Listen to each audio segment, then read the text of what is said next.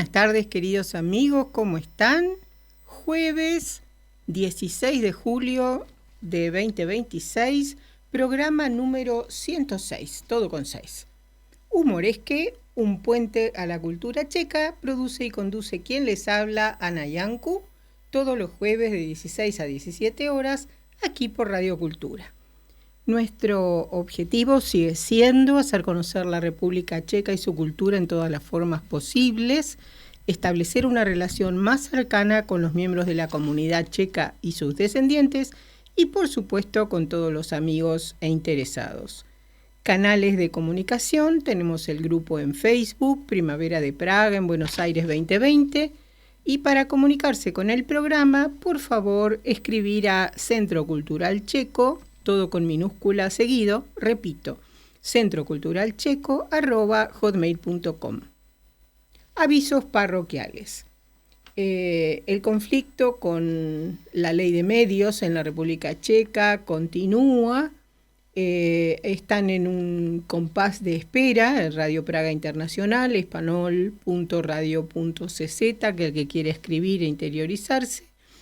Se supone que la nueva ley con todos los problemas se aprobó, pero no se está aprobando, hay muchas protestas y bueno, están en un compás de espera.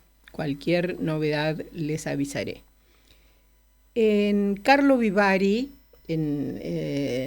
famoso por sus aguas termales, pero también por el Festival Internacional de Cine, yo diría que el más importante de Europa Central, cumplió su edición número 60 entre el 3 y el 11 de julio. Fue memorable, estuvo como invitado especial Dustin Hoffman y otros también actores con una larga carrera. Y lo interesante fue que participaron películas argentinas. El director de la radio, Pablo, y crítico especializado en cine, Pablo De Vita, estuvo en Karlovy Vary. Y aquellos que les interesa el tema del cine, les recomiendo que vean Imagen, el programa de Pablo acá en la radio, donde tiene un programa entero dedicado a Karlovy Vary. Por otro lado, tenemos el Festival Internacional de Música, la Praga de Dvořákova Praga, del 5 al 23 de septiembre de 2026. Vayan aquellos que piensan visitar Praga por ese entonces, reserven sus entradas para los conciertos, si no cuando lleguen ya va a ser tarde. Y mañana, 17 de julio, comienza el 15º Festival de Cultura Checa y Eslovaca en América Latina, este año en Parque de las Naciones en Oberá, provincia de Misiones. Así que mañana allí estaremos, del 17 al 19 de julio, o sea, el domingo. Vamos a cerrar el festival mirando el partido, por supuesto, España-Argentina.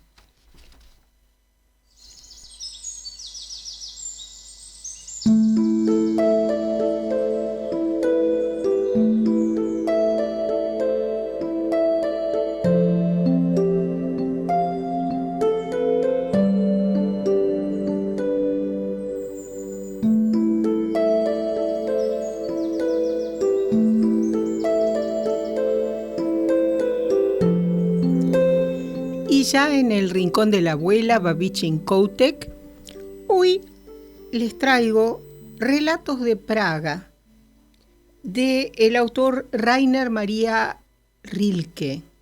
Les muestro el libro, es realmente una rareza que conseguí hace no mucho tiempo. Y digo una rareza porque cuando hablamos de Rainer Maria Rilke, uno lo asocia directamente con la poesía. Sin embargo, escribió prosa, escribió cartas, tiene una frondosa producción. Y este libro, realmente, que son relatos de Praga, me llamó la atención porque fueran de Praga. Y antes de ahondarme con su obra, o sea, le quiero leer algo del libro, de este libro, cuya traducción es de Lina Bruguera, del alemán, hablar de la identidad.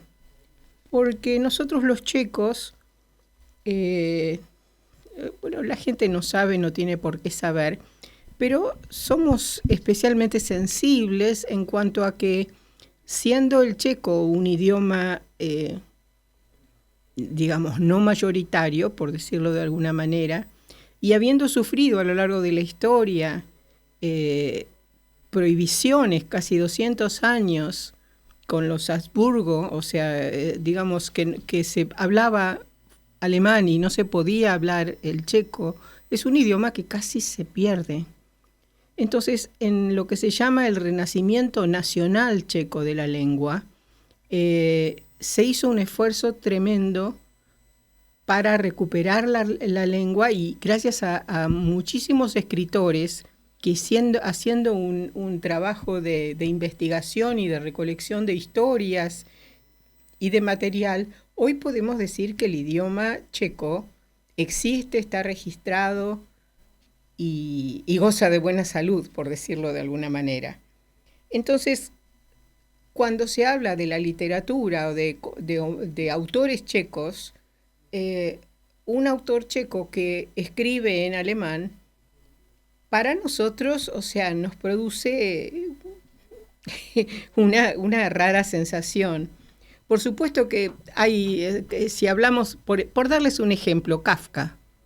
Kafka nació en una familia judío-alemana donde se hablaba alemán. Entonces, por mucho tiempo no se lo tuvo tan en cuenta, especialmente en la época comunista, como autor. O sea, no está bajo discusión la calidad como autor de Franz Kafka, porque eso no tiene discusión. Pero sí, cuando queremos encasillar, no es un buen término o no es un término que me satisfaga, ¿no? Pero o catalogar como autor checo. Uh-huh.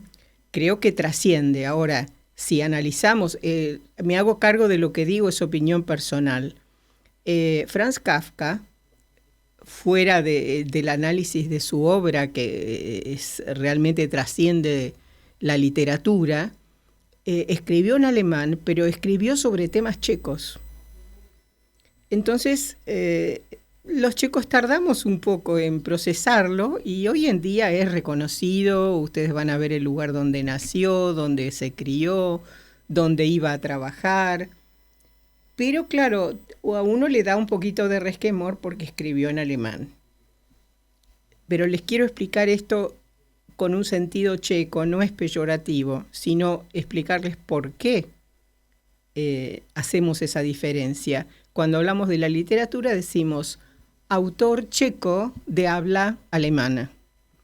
Y este es el caso de Rainer Maria Rilke. Rainer Maria Rilke, cuyo nombre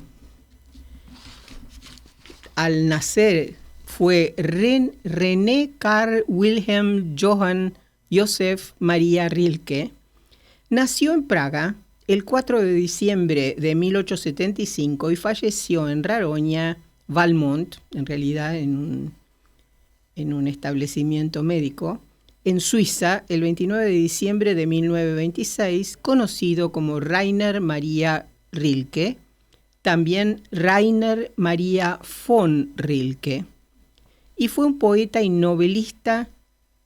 Lo interesante acá que en la mayoría de los buscadores van a aparecer, fue un poeta y novelista austríaco, considerado uno de los poetas más importantes en alemán y de la literatura universal. Su obra es vista por críticos y académicos como llena de matices de misticismo, explorando temas de experiencia subjetiva e incredulidad. Entre sus escritos se incluyen una novela, varias colecciones de poesía y varios volúmenes de correspondencia, siendo sus obras fundamentales las elegías de Duino y los sonetos a Orfeo.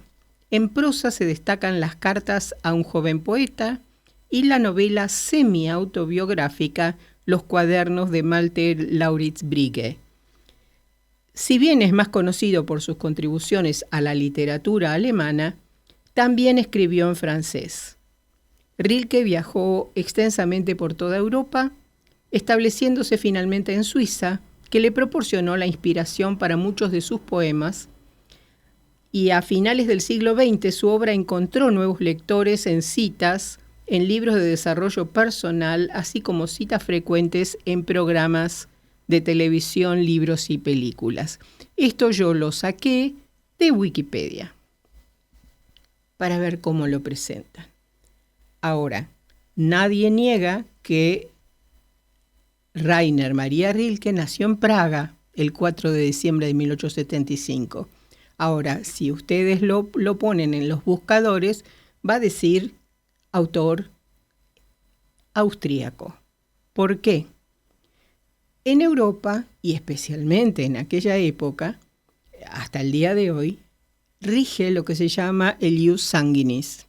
El ius sanguinis es el derecho de la sangre.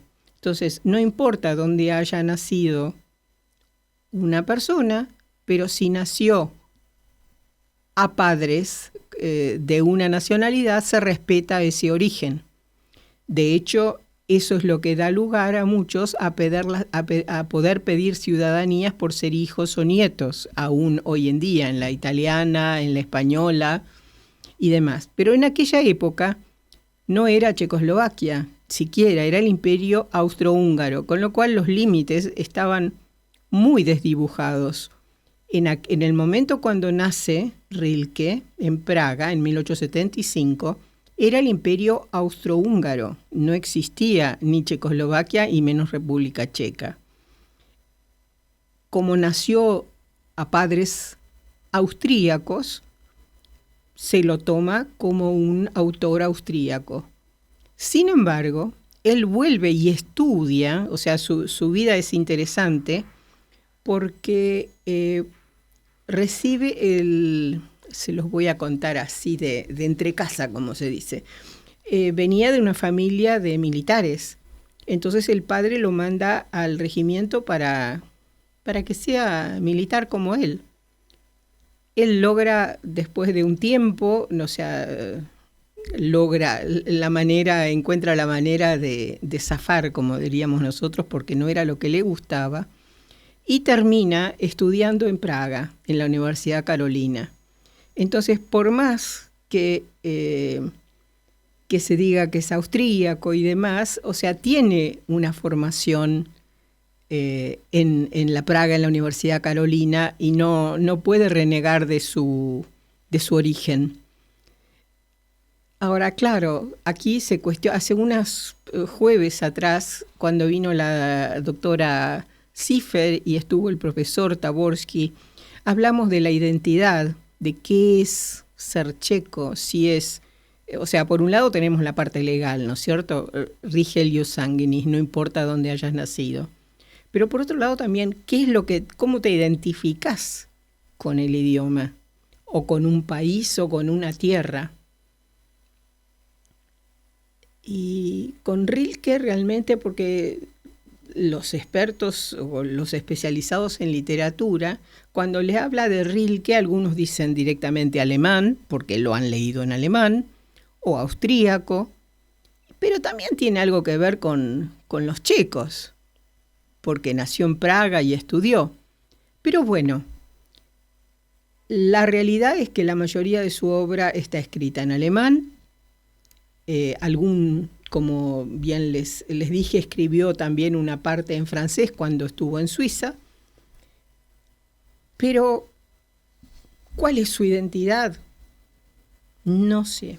Hace no mucho tiempo conseguí este libro y me llamó la atención porque sus obras son tan universales que no había visto, yo por lo menos no me había topado con nada que él hablara sobre Praga.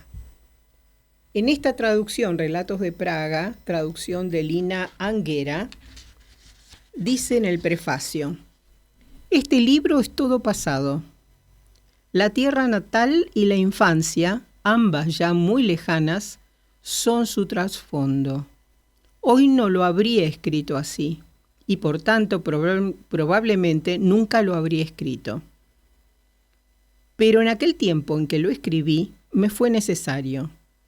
Hizo que me fuera querido lo que tenía ya medio olvidado, y me lo regaló. Porque del pasado solo poseemos aquello que amamos, y queremos poseer todo lo que hemos vivido. Esto lo escribe, este prefacio, en Schmargendorf en febrero de 1899.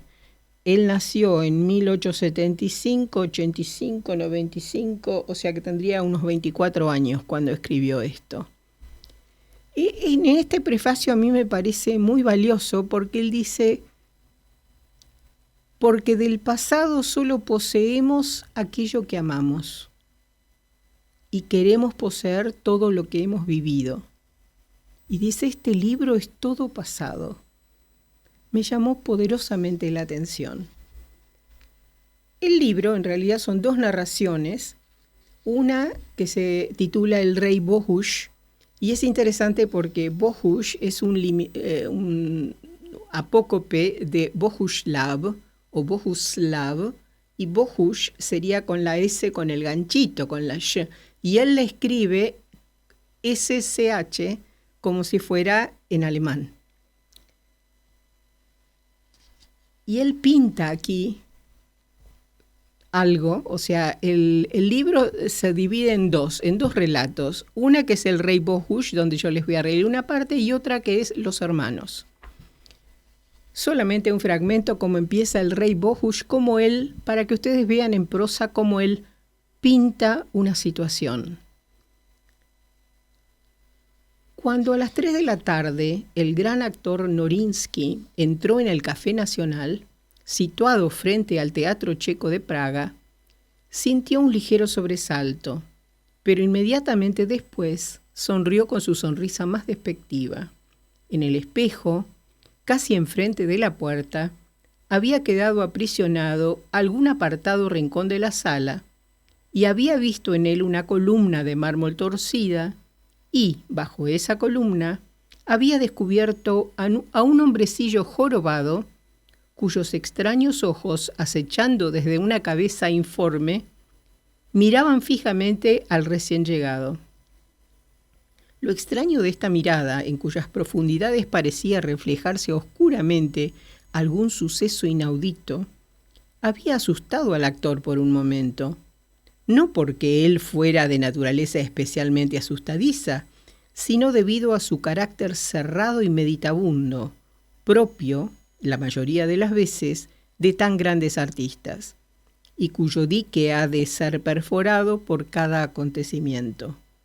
Frente al original, Norinsky no sintió nada parecido. Incluso olvidó al deforme durante algún tiempo, mientras con importancia innecesaria alargaba la mano a los otros asiduos a la tertulia. Los estrechamientos de mano exigían un tiempo considerable, ya que cada uno constaba de 3 acciones. Primer acto, titubeante, la mano del actor responde a los ruegos de las manos que le tienden. Segundo acto, su mano le dice enérgicamente a la que está apretando, ¿te das cuenta de la importancia de este momento? Tercer acto y catástrofe, en el que Norinsky suelta desdeñosamente, arroja cada una de las manos. Desgraciado, tú no puedes darte cuenta. En esta ocasión, los desgraciados eran Karas, el pálido y alto crítico del jazz, que se distinguía por tener un cuello excepcionalmente largo y, tal como había dicho un malicioso compañero judío en cierta ocasión, una nuez excepcionalmente servicial que acompañaba cada gota, a través de la soledad de la garganta hasta el límite del cuello, donde ya no podía extraviarse, y desde allí regresaba solícita a su puesto. Schiller, el hermoso pintor que pintaba cosas muy tristes, el novelista Patek, el poeta Mahal, el estudiante Rezek, que sentado algo apartado bebía chai. Acá chai en checo es té, pero está escrito en cursiva justamente en la forma alemana. En la traducción han mantenido el vocablo. Dice, bebía chai caliente con mucho coñac en un gran vaso y permanecía en silencio. Por fin pareció que Norinsky reparaba también en el jorobado. Se rió. Rey Bohush. Y con un majestad irónico le tendió la mano y por encima de la mesa del mármol. El hombrecillo se sobresaltó y para no hacer esperar la mano del actor, envió apresuradamente sus deformes dedos amarillos a su encuentro, de manera que ambas manos volaban como pájaros en el aire. A Bohush le pareció bastante gracioso y dejó escapar una risa trémula y entrecortada que, temeroso, interrumpió cuando vio que las marcas de viruela de la frente de Norinsky se ocultaban bajo un fruncimiento irritado. El actor murmuró algo, abandonó la casa y dijo malhumorado a Karas: «¡Qué disparates que escribe, amigo mío! Pero te diré algo. La próxima vez representaré mi Hamlet exactamente igual que ayer. Precisamente represento el mío. ¿Entiendes, querido?» Karas engulló algo y dijo algunas cosas que otros hombres de prestigio habían manifestado sobre la interpretación. Bastaba mencionar a Keynes o... El estudiante Rezek vació bruscamente su vaso y Norinsky dijo excitado: «Querido, ¿a mí en qué me concierne un Hamlet alemán? Supongo que no pretenderás que no tengamos nuestra propia opinión. ¿Shakespeare es alemán? Pues entonces, ¿qué tiene que ver los alemanes en eso? Yo lo interpreto, por así decirlo, directamente del inglés». «Lo único correcto», aprobó Patek y acarició con dedos cuidados la puntiaguda barba, cortada a la última moda. «Por cierto, tu traje, quiero decir desde el punto de vista del pintor». Quitó hierro el hermoso pintor. Norinsky se volvió rápidamente hacia él. «Sí», bostezó con aire despreocupado y luego, con voz condescendiente, «¿y cómo va tu obra de teatro, Mahal?» El poeta estuvo un momento callado, mirando el fondo de su vaso de absenta, y respondió afligido y en voz baja: «Es primavera». Todos esperaban alguna cosa más, pero el poeta pareció haberse internado de nuevo en el jardín pálido de sus sueños. Vio crecer y crecer su vaso de absenta hasta que él mismo se sintió inmerso en la luz opalina, muy ligero, plenamente diluido en esa atmósfera extraña. Y aquí, punto final. Absenta, saben que es una bebida ya bastante antigua, con efectos más que estimulantes.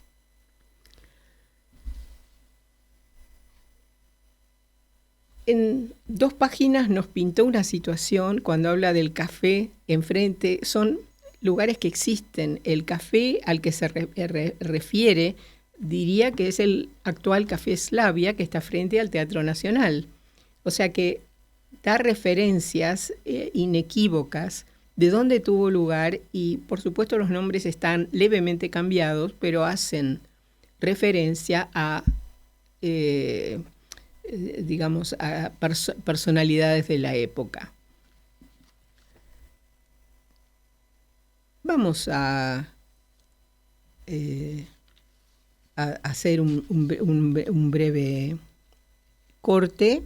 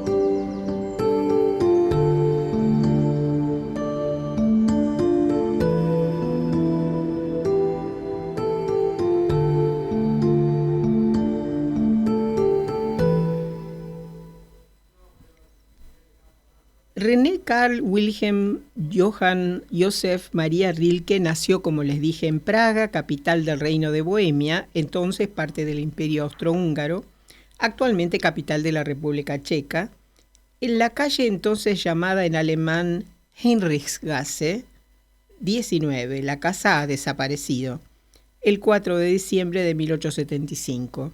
Su infancia y adolescencia, que transcurrieron en Praga, no fueron muy felices. Su padre, Josef Rilke, que vivió entre 1838 y 1906, tras una carrera militar mediocre a causa de sus problemas de salud, trabajaba como oficial ferroviario.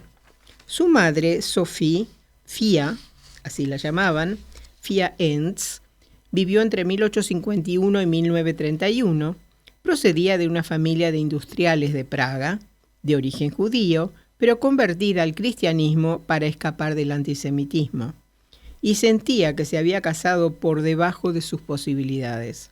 El matrimonio se deshizo en 1884, ya que Sofía abandonó Praga para instalarse en la corte de Viena, tratando de hacer valer sus pretensiones nobiliarias.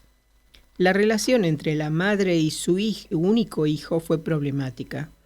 Sophie no había podido superar la temprana muerte de su primogénita. Durante los primeros años de vida de Rilke, Fia actuó como si buscara recuperar a su hija perdida, tratando a René, en francés renacido, como si fuera una niña. Según Rilke, tenía que llevar ropa fina y era un juguete para su madre, como una muñeca grande. Sophie Enz sobrevivió 5 años a su hijo. La educación de Rilke fue mal planificada y fragmentaria. Se había decidido que se convertiría en oficial para asegurarle la posición social que le había sido negada a su padre. Por ello, después de algunos años en una escuela bastante selecta dirigida por los hermanos religiosos escolapios de Praga, obligado por su padre, se inscribió en la Escuela Militar de Instrucción Básica de Sankt Pölten, en actual Austria, y 4 años más tarde ingresó en la Escuela Militar de Instrucción Superior de Magrisch-Weißkirchen, en Bohemia. Estas dos escuelas eran completamente contrarias a las necesidades de este muchacho sumamente sensible, y finalmente se vio obligado a abandonar la escuela prematuramente debido a su mala salud. Más tarde, él mismo definiría estos años como una época de despiadada aflicción, un abecedario de horrores. Luego se trasladó a la Escuela de Comercio de Linz. Durante este tiempo vivió en casa de Hans Drouot, editor y propietario de la imprenta y editorial Joseph Feixstingers Erben. Expulsado en mayo de 1892 con la ayuda de su tío paterno, el joven de 16 años regresó a Praga, donde durante 3 años recibió clases particulares para el examen de ingreso a la universidad, que superó con éxito en 1895. Antes de entrar a la Universidad Carolina de Praga, Rilke había publicado ya su primer libro de poemas, Vida y Canciones. Escucharemos, para hacer un paréntesis musical, el tema de la lista de Schindler, compuesta por John Williams, interpretada por la Boston Symphony Orchestra y Isaac Perlman como solista en violín. 4 minutos 15.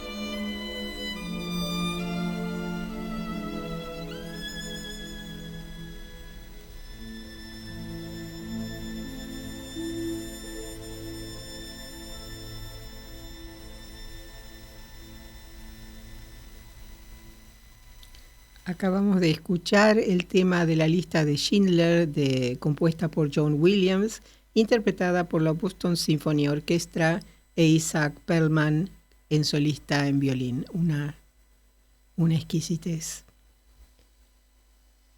Continuando, les decía que cuando ingresa a la Universidad Carolina, Rilke ya había escrito su primer libro de poemas, Vida y Canciones. Esto tiene lugar en 1894.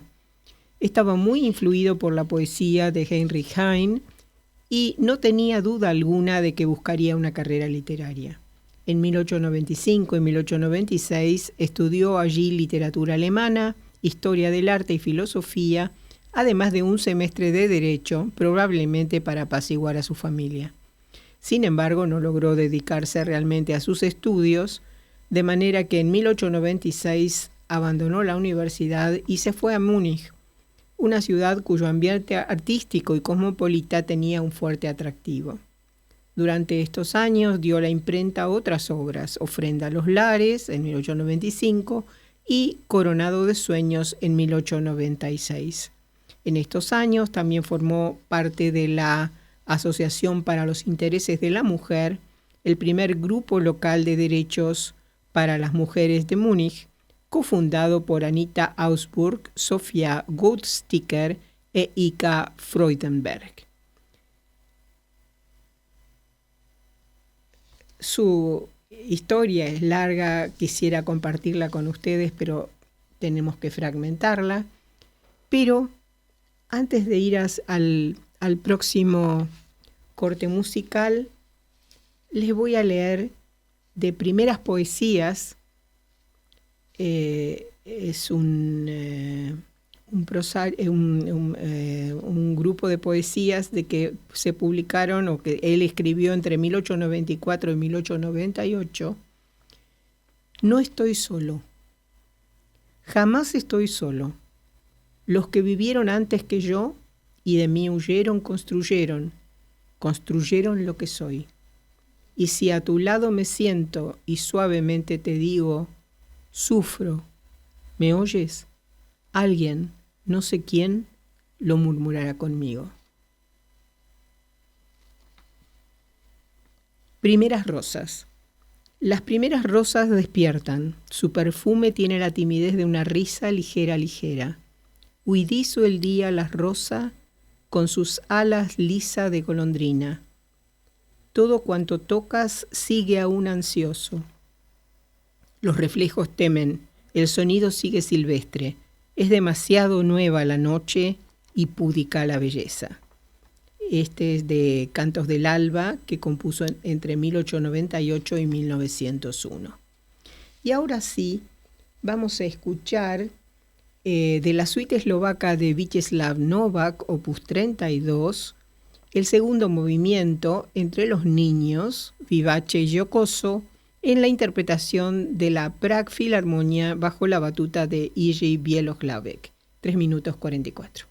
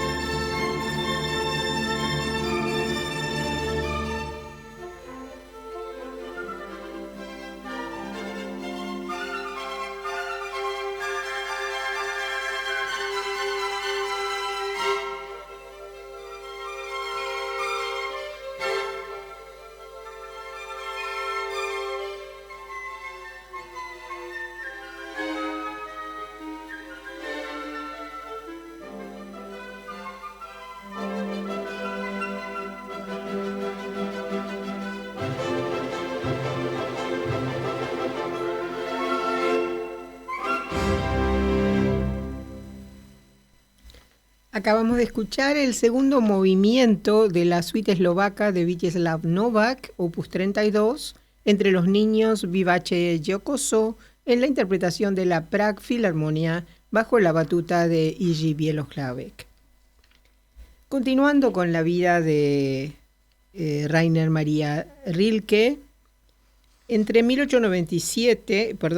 Múnich, en 1897, Rilke conoció a Lou Andreas Salomé, una mujer de letras muy viajera e intelectual, casada y 14 años mayor que él, con la que sostuvo un apasionado idilio que duraría hasta 1899. Salomé era de San Petersburgo, hija de un general ruso y de madre alemana y danesa. En su juventud había sido cortejada por el filósofo Friedrich Nietzsche, al que rechazó, y 10 años antes de su encuentro con Rilke se había casado con un profesor alemán, Friedrich Karl Andreas. El romance de Rilke con Salomé fue un punto de inflexión en su vida. Más que una simple pareja romántica, ella fue una madre sustituta y sobre todo quien le enseñó ruso. Y le contó, le abrió la puerta de lo que era Rusia. En Múnich, Rilke cambió su nombre de pila de René a Rainer, tal vez para manifestar su desagrado con la familia, o por pedido de Salomé, quien pensaba que ese nombre era más masculino y enérgico y germánico. Está claro que René, o sea, René con E, una sola E acentuada. René femenino es con doble E y se acentúa la anteúltima E. A finales de 1897, Rilke la siguió a Berlín para formar parte de la vida de ella tanto como fuera posible. Su relación con esta mujer casada, con la que emprendió 2 largos viajes a Rusia, duró hasta 1900. Incluso después de su separación, Salomé siguió siendo la principal confidente de Rilke hasta la muerte del poeta en 1926. A través de ella, que fue alumna de Sigmund Freud en 1912 y 1913, Rilke llegó a conocer el psicoanálisis. Escucharemos también de la suite eslovaca de Vítězslav Novák, opus 32, el tercer movimiento, Los Amantes, andante quasi allegretto, con la Prague Philharmonia y bajo la batuta también de Jiří Bělohlávek. 4 minutos 16.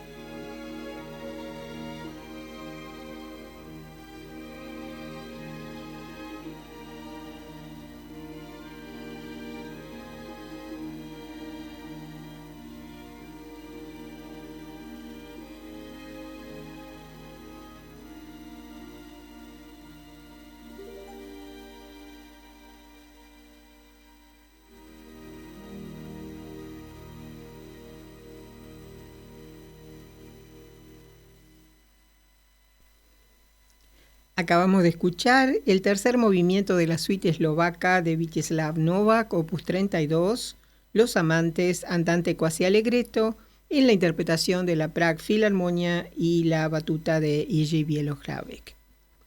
Continuando con nuestro invitado de hoy, Rainer Maria Rilke, les voy a leer otra poesía, La canción del mendigo, que publicó en 1907 en un compendio de poesías que se llamaba Nuevas Poesías, dedicadas a Mon grand ami Rodin. La canción del mendigo. Voy siempre de puerta en puerta, llovido y desollado. De pronto apoyo mi oreja derecha sobre mi mano diestra, y luego sale de mí una voz que me parece nunca haber conocido. Después, ya no sé de seguro quién ha lanzado clamores, yo o cualquier otro. Grito por una insignificancia, los poetas gritan por algo más. Finalmente cierro mi cara con mis dos ojos. Mientras mi rostro yace en mi mano, con su peso, parece que está en reposo. De modo que no digan que no tengo un lugar en que descansar mi cabeza. Por supuesto, podría extenderme sobre su vida, la guerra. Falleció en 1926, o sea, no llegó a la segunda, pero el estallido de la Primera Guerra Mundial sorprendió a Rilke en Alemania. No pudo regresar a París, donde sus propiedades fueron confiscadas y subastadas por súbditos de un país enemigo. Pasó la mayor parte de la guerra, estamos hablando de la primera, en Múnich, donde decidió mantenerse. Entre 1914 y 1916 mantuvo un turbulento romance con la pintora Lou Albert Lazard. A comienzos de 1916, Rilke fue llamado a filas y se vio obligado a incorporarse al ejército austrohúngaro en Viena. Amigos influyentes intercedieron por él, y el 9 de junio de ese mismo año fue dispensado del servicio militar. Regresó a Múnich, donde permaneció hasta el final de la contienda, con una breve estancia en Westfalia, en casa de Hertha Koenig. La traumática experiencia del servicio militar, que le recordó sus años de formación en la escuela militar de St. Pölten, estuvo a punto de acabar con su carrera como poeta. Además, el clima social de estos años era perjudicial para su modo de vida y para su poesía, y cuando la guerra llegó a su fin, se sentía casi completamente paralizado. Tuvo apenas una sola fase relativamente productiva, el otoño de 1915, cuando además de una serie de poemas nuevos, escribió Die Fünf Gesange, conocido como la cuarta elegía de Duino.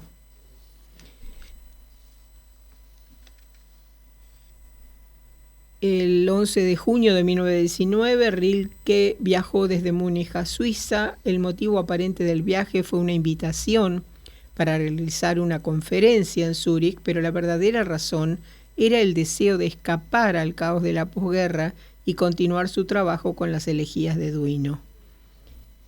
Una vez en Suiza, la última de su serie de residencias electivas, Rilke recuperó el pleno dominio de sus dotes creativas.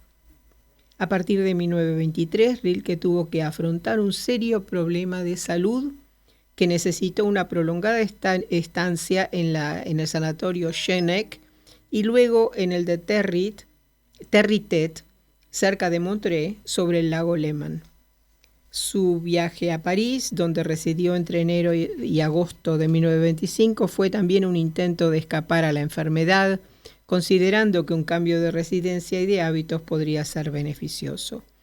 Lamentablemente, en 1926, dice, a pesar de su enfermedad, una rara forma de leucemia incurable, que no fue diagnosticada sino hasta unas semanas antes de su muerte, escribió numerosos poemas entre los años 1923 y 1926, entre los que destacan Gong y Mausoleo. Solo tras su muerte se supo que la enfermedad de Rilke era la leucemia. El poeta murió el 29 de diciembre de 1926 en el sanatorio suizo de Valmont y fue sepultado el 2 de enero de 1927 en el cementerio de Raron, localidad de Valais. Él mismo escogió su epitafio: Rosa, oh contradicción pura, deleite de ser sueño de nadie bajo tantos párpados. Y aquí terminamos. Espero que haya sido del agrado de ustedes. Hasta el próximo jueves. Ahoy.